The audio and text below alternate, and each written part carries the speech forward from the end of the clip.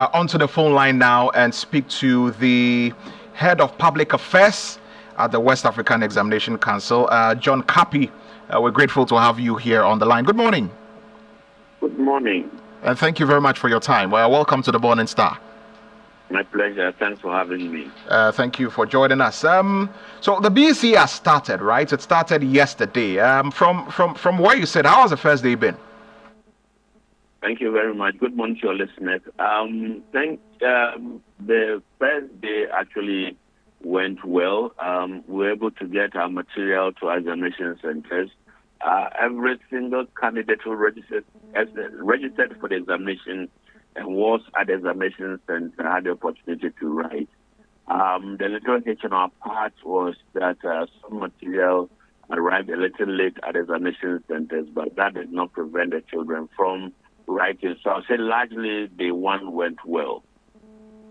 And there were no major challenges on day one from where you sit?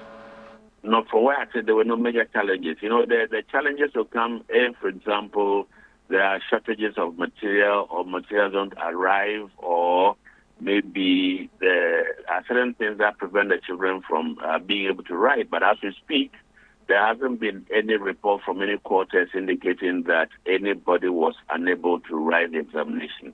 So for us, that's a success story. And from a comportment standpoint, with reports that you are getting, what has that been like, in terms of, students comporting themselves, invigilators comporting themselves, among other things?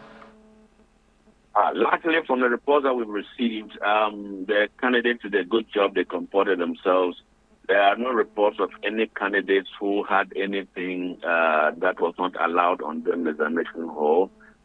So far, we haven't got any report to that effect. However, we have a few invigilators who flouted the rule, and as we speak, they've been handed over to the law enforcement agency. Yeah, so, the invigilators who were arrested, what happened there? Why were they arrested? Well, we have, for example, the issue at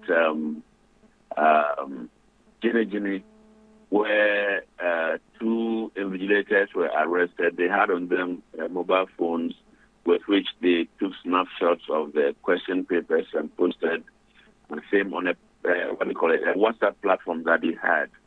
So our independent monitors over there managed to accost them, and as we speak, they were arrested. Then we also had a situation at Temu Second School Tema, where one invigilator took snapshots of the questions and sent them to a friend at Ashama who posted on a WhatsApp platform.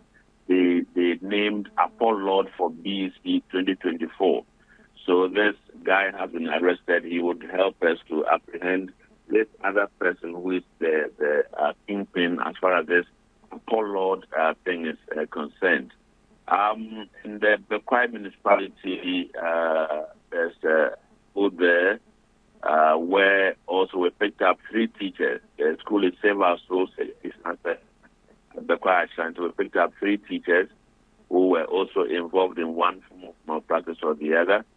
And then 2 others who were not actually concerned with the examination but happened to find themselves there attempting to send material to the candidates in the hall. So those 2 have also been arrested. And then the last one is the case at Nkranza, where we had also an invigilator who had in his possession a mobile phone. He had some information also that he wanted to, pass on to the children. So these are the few invigilators and other people not related to examination who have been apprehended for flouting the rules of the examination. Right, and these people, those who are invigilators, are they invigilators who are from WAEC, or these are invigilators from the schools? What have you found out? Well, so usually WAEC does not have invigilators per se as probably in our employment. What happens is that the partnership we have with the Ghana Education Service, they provide us with the supervisors and invigilators, and we do the technical thing of preparing the questions and send them to the centers. So these are classroom teachers who are being used as invigilators, and they are the ones who flouted the rule. So what do you reckon is going to happen to them as they have been apprehended? I mean, are they going to go through the entire process, face some prosecution? What do you reckon is going to happen? Certainly, yes, they are going to face prosecution because the white law states that anybody who has in their possession a question in any form, be it electronic form or hard copy or whatever, has flouted the rule, and it is punishable by law. So they are going to be charged in law courts, and then they will be prosecuted. Yeah. We are also going to submit the list of these invigilators because they are teachers. We, as I said earlier, we are not the employing agency. It's the GES that employs them. So we send their names to their employers, and we expect that at least some punishments will be meted out to them to prevent them from repeating or even having others, do what these ones have done. I mean, usually the issue of examination malpractice always comes up anytime there is an exam, whether it's the WASI or whether it's the BECE, and we keep on seeing some of these things recurring. So can you help us understand the real stringent measures that WAEC puts in place, or even before this exam puts in place, on hindsight, with the benefits of hindsight of some of the issues that have come up in the past before, to ensure that the integrity of the examination is intact? Right. What we try to do is, first of all, to appeal to the conscience of the people who are involved. So we have our sensitization programs that we organize for a cross-section of the candidates in this country. We cannot reach out to all of them, but all heads of school are, given copies of the do's and don'ts of the examination so that they can educate their people.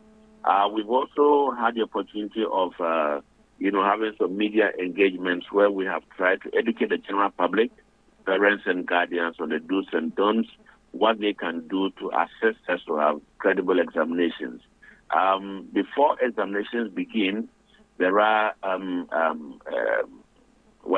sessions we have with district directors, we have sessions with supervisors, and we ask that these supervisors replicate same to their invigilators so that each and every one of them would, focus on the job that they have to do and ensure that the children have a peaceful atmosphere within which to write the exam. Now, these are just like a law that you make, and people on their own just choose to flout the law because these ones were apprehended, for example, we stated clearly that mobile phones were not allowed. Even in our press statement last Friday, just by way of a reminder, we indicated that supervisors and invigilators were not allowed to carry phones on them at the examination centers. Yeah, this is what we found, So we can only appeal, and then if they flout them, we allow the law to take its course. Right. Now, when it comes to something like the transportation of examination papers, what are the protocols in place? I mean, I'm asking this because of something I witnessed yesterday. I think there was a government vehicle which was meandering through traffic. I didn't see any police escort in front of it, trying to get exam papers to an examination center. I mean, when it comes to all of these things, what are the protocols? How is it done? To ensure that it's being done properly. That would be strange if it's carrying question papers with a police escort, because the rule is that when they are picking up the question papers, there must be a police escort with them in the vehicle. So throughout the journey, until they get to the final destination, the police officer must be there to ensure that the questions are secure. So if this is the situation, then we'll have to investigate and find out who. Yeah. I mean, I saw it around the Ridge area. There was a sticker on the vehicle, which indicated that it was transferring or transporting BECE exams papers, and it was on its own. That's why I sought to inquire to find out exactly how all of this is done. I don't know what time it was. It was in the morning, a little after midday, mid-morning to midday. Yes. after midday. So which means that probably we're going to dispatch the afternoon paper because the afternoon paper Yeah, probably the starts afternoon at paper. 1 Yeah. p.m. So then in that case, I wish that I could get the specific vehicle. I would have been able to find out specifically why they moved without a police escort, because there is supposed to be a police escort, and provision has been made for every single center to have a police around there, and then for every vehicle that is transporting question papers, Right. there must be a police officer on board. Right. I just thought I'll bring it to your attention. It was a Toyota Haze vehicle, that was Okay. transporting those papers. But also there was an incident that I think happened somewhere in the Volta region, where some students were almost not allowed to ride the BECE because they were wearing slippers. What are the protocols or the prescriptions with regard to dress code or footwear and all of that for students who are writing examinations? The council does not prescribe any dress code. All we want is for people to be decently dressed as everybody else. For example, if they have to be uniform there, but it must be decent so that you don't cause any trouble over there.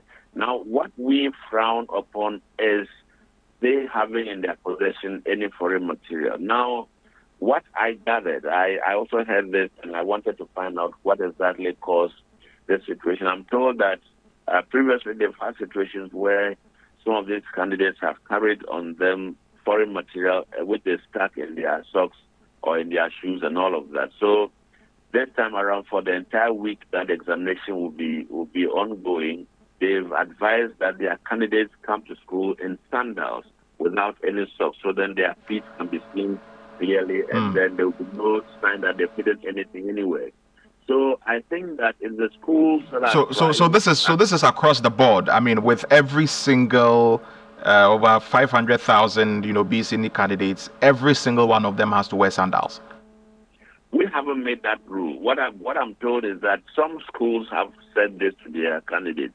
It is not like something that we have said across the whole country. Right. I just spoke with one or two people, and they indicate that this is what they have told their candidates. All right. So it's not a rule, a general rule that everybody be in sandals.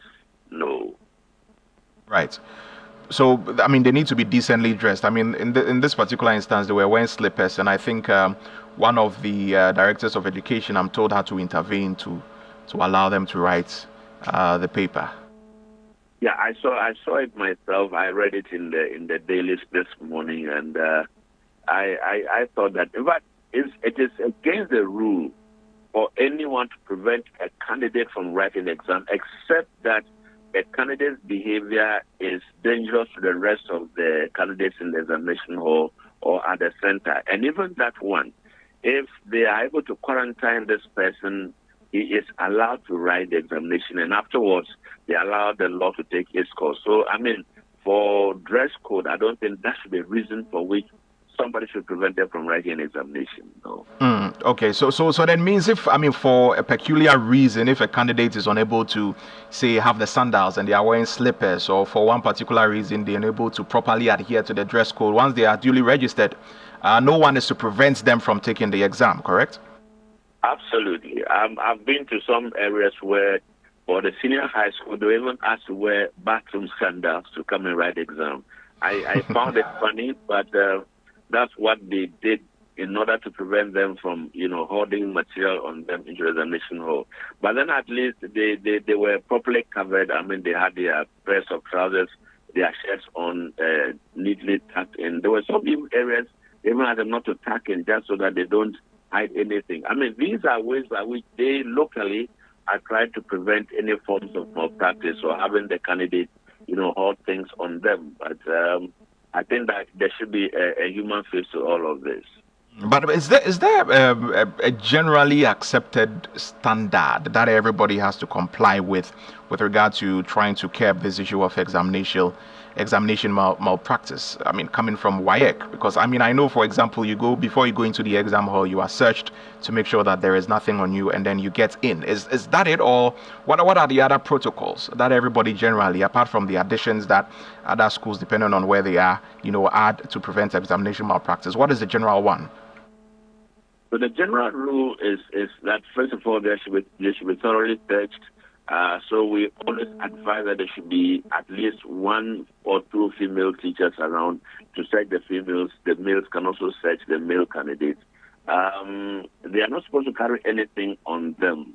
They are not supposed to bring along, let's say, mobile phones and any other electronic communication gadgets. And of course, any material that would be of assistance to them in the examination hall. By way of assistance, I mean will give them undue advantage over the other candidates.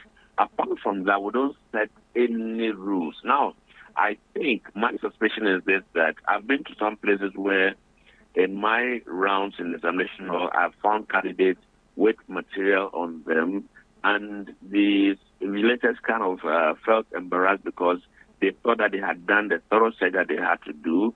But I always encourage them that, look, these children have a lot of tricks on them. So if it escapes you, at least it did not escape me, So I think that's a collaborative effort. We are all trying our best to ensure that our children are honest in whatever they do.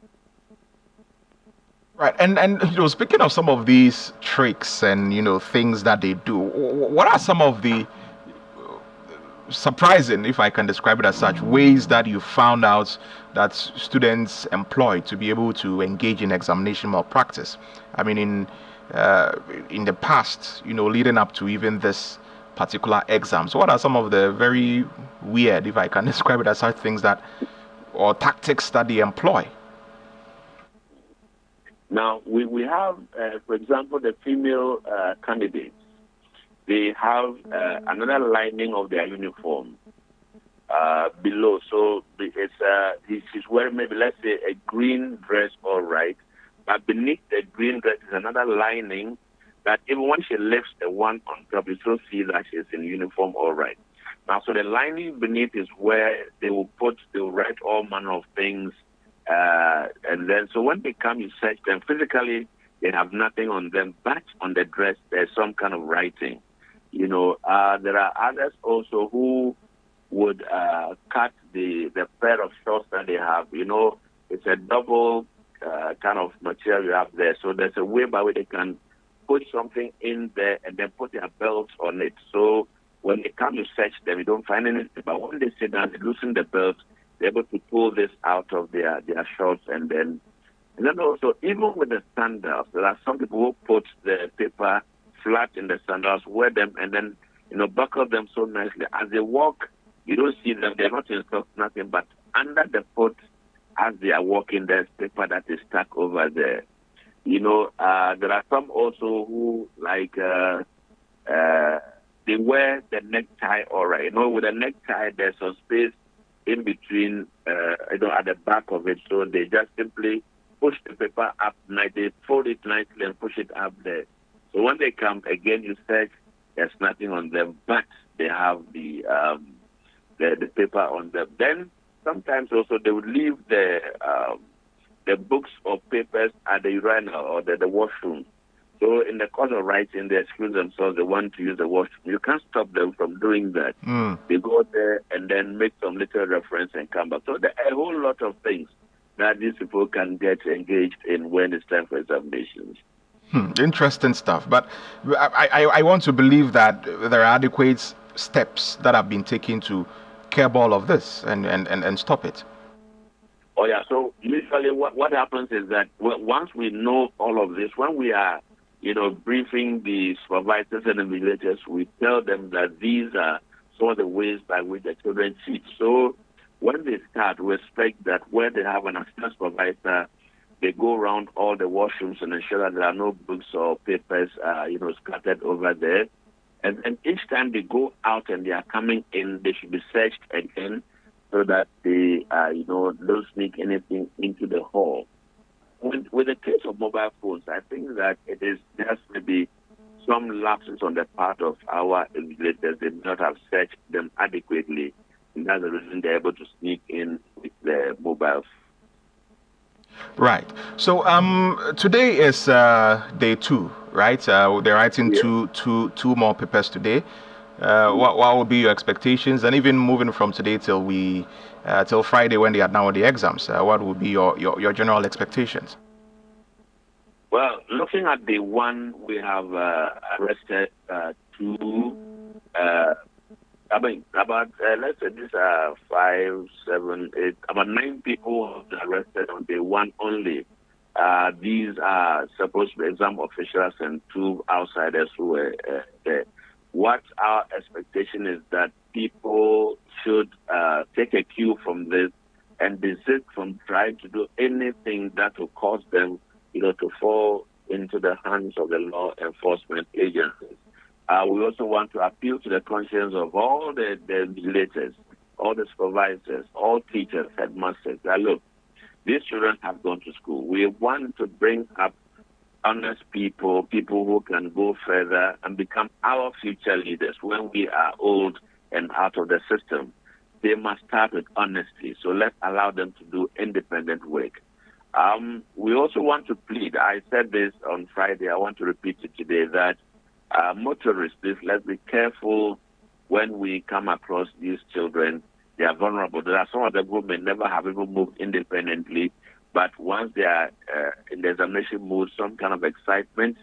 So let's be careful, allow them the opportunity to cross the road, maybe offer them priority when they are boarding the vehicles, and we get them to their destinations early enough to write the examination.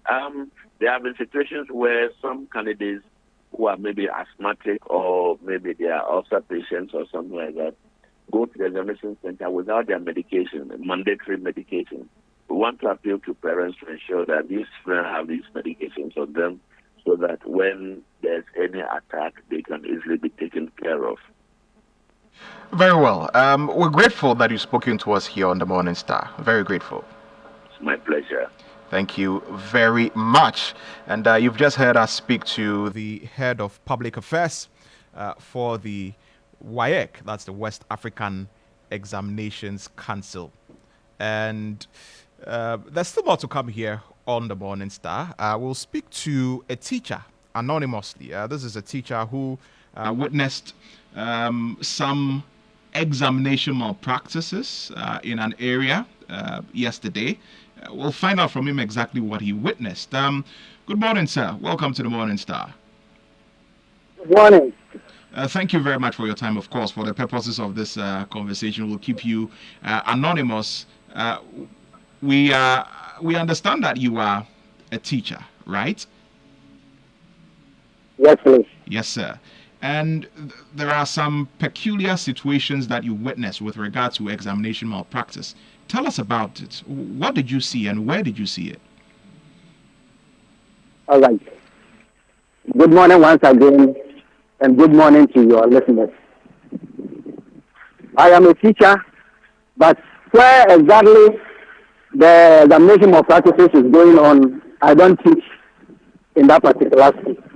I am a teacher in the south. There's been examination malpractices that is going on at the Party BECE, a BECE examination center in the South municipality. That's Domiabra Odom constituency to be precise. What is going on is very horrible. Very, very, very horrible. And I would like to bring to the attention of the general public of what is going on. Some police teachers are even involving themselves in the examination of practices to the extent that they solve some of the questions and give it to the candidate. Where the examination center is very close to Nsawam. So normally the papers come late. So they normally start the paper late as compared to other centers. So even before the paper comes, some of the teachers have already gotten the papers or the questions. So they will solve it before even the candidates enter the examination hall. So I'll be very grateful if the authorities and other stakeholders will come around and supervise the exams so they finish. The main issue has got to do with some of these individuals conniving, or should I say colluding, to get exams papers to their preferred candidates, correct? Exactly. And I believe that with what you saw, you've taken some steps in your own way to try and draw the attention of the authorities about this particular issue.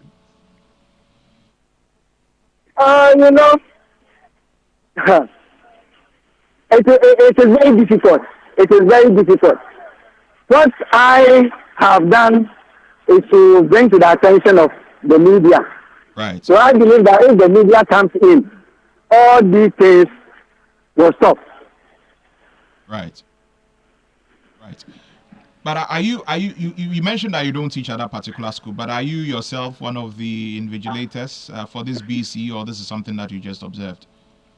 No, I am not one of the invigilators. Right. Well, yeah. Thank you very much for sharing this with us. We really appreciate it. Thank you very much too for your concern. Right. Thank you very much too. So you just heard us speak to a teacher. These are some of the things that he has been witnessing with regard to some form of examination malpractice going on as the BECE has begun. The BECE began yesterday, and you just heard me earlier speak to the head of public relations for the WAEC, and he indicated that there were some people who were arrested, people taking snapshots of exams questions and trying to get it to their preferred candidates, among other things. Some of these people have been arrested, and the appropriate authorities and agencies will deal with them. It's 9 a.m. here on the Morning Star on 103.5 Starr FM, and we're very happy that you're still tuned into your Simply the Best station. We've got some more conversations coming up here on the show today that you definitely do not want to miss. Do stay tuned. When we return, we'll be getting into all of that and more.